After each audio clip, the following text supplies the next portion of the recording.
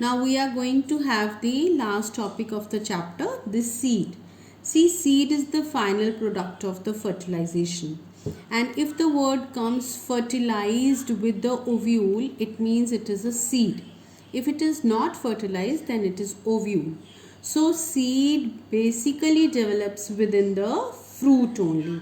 And a typical seed has a seed coat, and they are testa and tegumen. These are the seed coats, and they have an opening called as a micropyle. You know what is the hole called micropyle, through which the pollen tube has entered.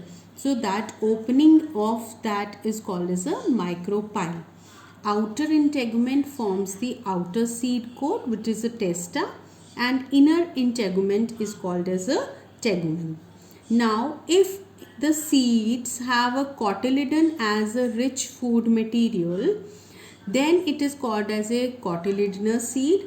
And if it is not having the cotyledon as a food material, then endosperm will be there, which is going to provide the nourishment. So if the food is present in cotyledons, then such type of the seeds, they don't have a endosperm, so they are called as a non-albuminous or non-endospermic, or they are called as a X-albuminous. Is it clear? I am repeating it. If the food is stored in the cotyledons, then it is called as a non-albuminous, or it is called as a non-endospermic, or it is called as a X-albuminous. And if it is a albuminous seed, means the reserve food material is present in the endosperm. Is it clear? So in this, the nourishment is given by cotyledon, and in this the nourishment is given by the endosperm. Okay, the food is stored in the endosperm, and here the cotyledons are very thin, like in the example is the maize.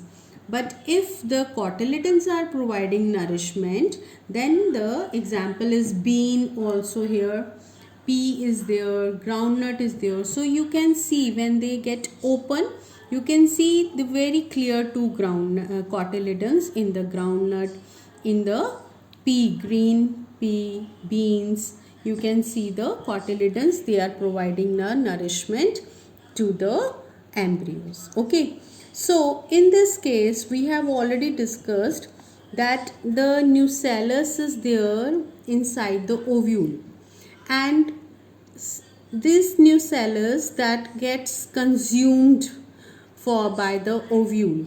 But if the nucellus is persisting along with the seed, then that is called as a perisperm. As example is the black pepper or beet is there. So here is nucellus is persistent and it is often papery. So example in the black pepper and in the beet, the term is called as a perisperm. Question comes in the exam, what is the difference between perisperm and pericarp? See, what is there? The difference is,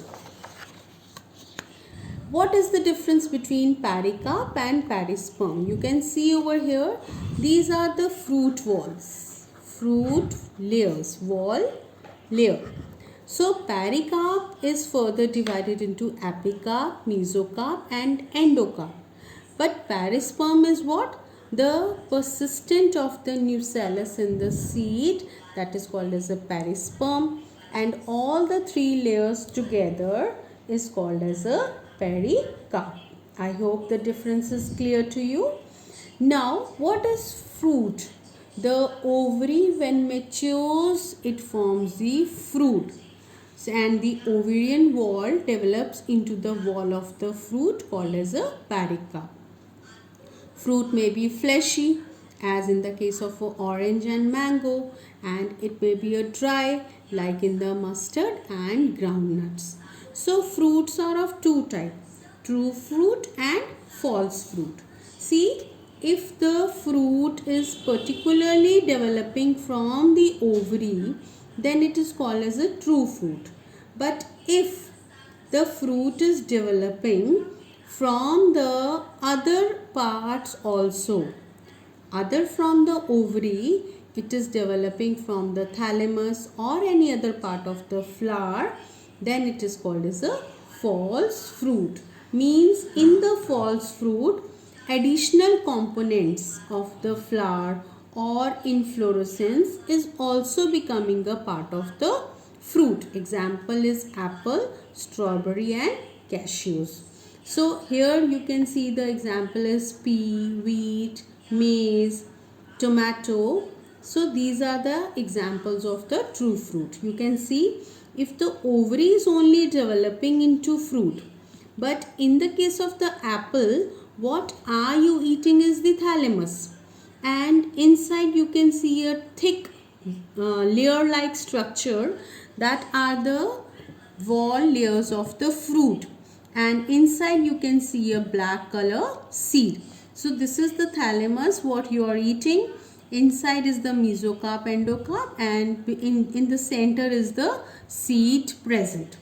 Is it clear? So basically true fruit and false fruit. One other type of the fruit is the parthenocarpic fruit. See, what is parthenocarpic fruit? These are the fruits which are devoid of seeds. They don't have seeds. Why? Because here the fruits are formed without fertilization.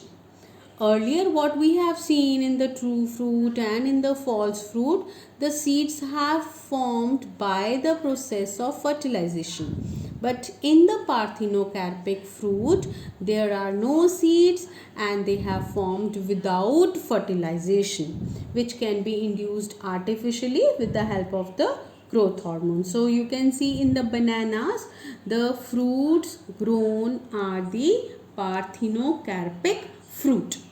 Is it clear? They are called as a parthenocarpic fruit.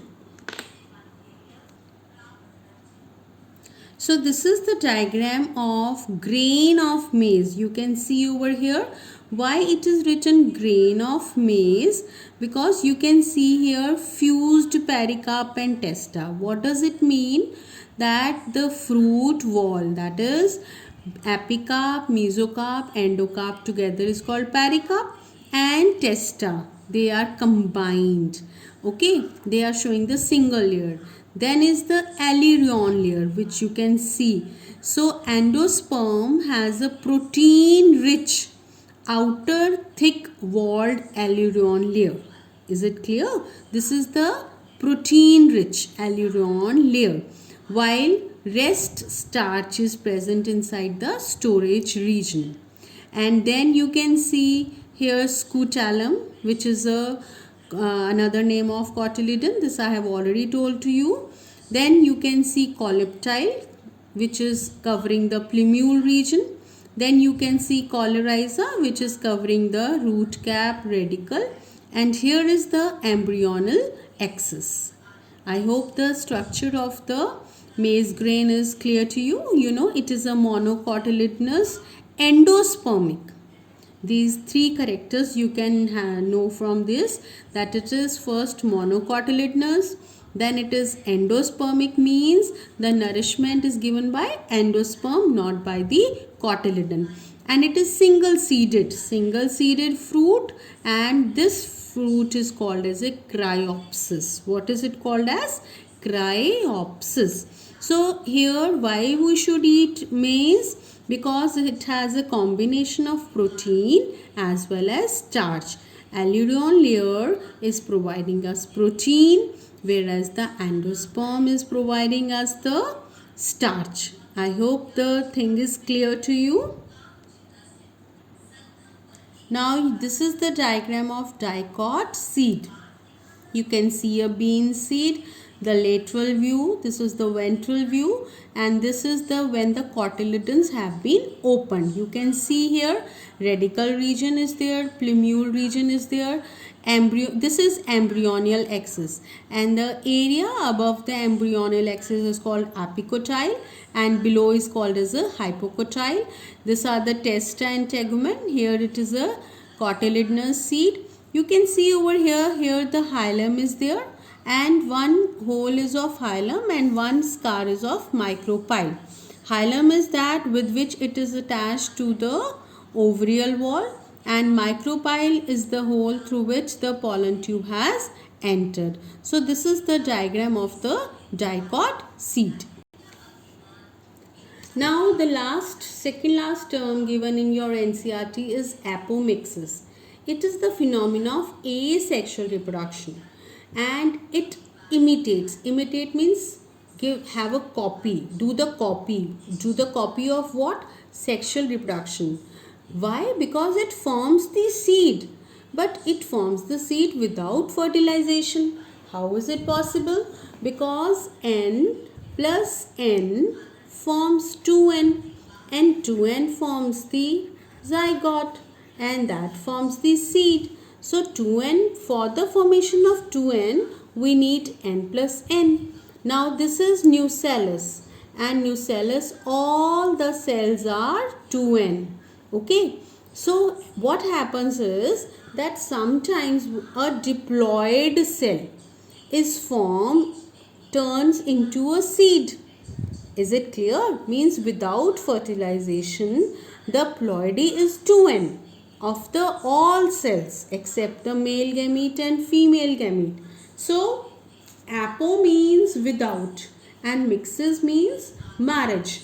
So this is the formation of new individual by asexual method that mimics the sexual reproduction for the formation of seed, but it does not involve the fusion of the gametes or the sex cells. Is it clear? So such types of the organism which are producing through apomixis is called as a apomict. So they are formed by a diploid egg is formed without reductional division, that is without meiosis, and develops into embryo without fertilization. Is it clear? So in this case, that what happens is that no gametic fusion takes place. Then some cells of nucellus which are diploid in nature start dividing and forms without fertilization. It develops into embryo. So such type of the cases can be seen in the citrus fruit and in the mango. Is it clear?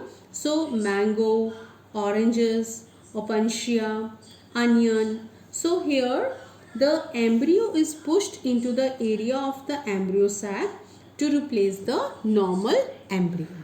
Now sometimes what happens is that instead of forming one embryo, so many embryos are formed, and when so many embryos are formed, that is called as a polyembryony. So it is the formation of more than one embryo during the development of the seed. See what happens, that one embryo can be formed by the gametic fusion, but the cells of the nucellus or the cells of the integuments, they develop into the formation of embryo. Means along with the sexual reproduction, embryo is being formed, but along with that embryo, others embryos are also forming, and that process is called as a polyembryony.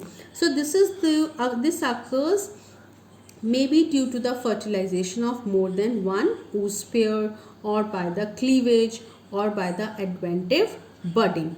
So development of the cells like synergids, it is 2N. Cells of nucellus, it is 2N. Cells of integument, it is 2N. That turns into the embryo. Formation of more than one embryo sac in an ovule may be the reason of polyembryony, and formation of more than one egg in an embryo sac. So synergids, even though they are N, but they also help in the that may also cause the one of the reason for the polyembryony. So these are the ways of forming polyembryonic seed.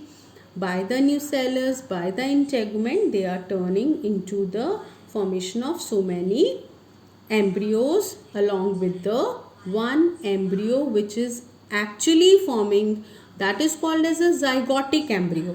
But along with the zygotic embryo, there may be a integumentary embryo, there may be a nucellar embryo. Is it clear to you that what are the ways by which the polyembryony can occur? So that was also seen in the citrus also. That was discovered by Leeuwenhoek in the case of the citrus. So polyembryony can be because of the many reasons. There may not be a single reason, but many reasons may be there which may lead to the formation of, along with the zygotic embryo, many other reasons may lead to the formation of a polyembryony. Now, in the case of apomixis, what is the potential for apomictic polyembryony? See, apomixis is obtained from the parent plant and it is 2n, means whatever the characteristics are there in the parent, that we are going to have in the new plant. If it is produced by the fertilization of the gametes, there may be a variation. But if it is not formed by the fertilization, I am saying not formed, then the 100% chances of parent's characters are there. So such phenomena can be used, I am saying can be used to maintain hybrid varieties indefinitely. But what happens in apomictic seeds, so produced by apomixis, they are basically from the diploid cells. So there will be no segregation of the traits. See, I am using the word segregation of traits. What does it mean? That whatever the characters are there in the parents will be there in the new plant. But if there is a segregation of trait means whatever the characters we need, they are not present in the new plant, that has segregated, means that have moved away. So what happens in the hybrid seeds, that hybrid varieties are preferred by the agriculture because of their higher yield, because they are resistant to the various stresses. They are increasing the crop productivity. Hybrid seeds we are using in maize, tomato, cauliflower, sorghum, pearl millet.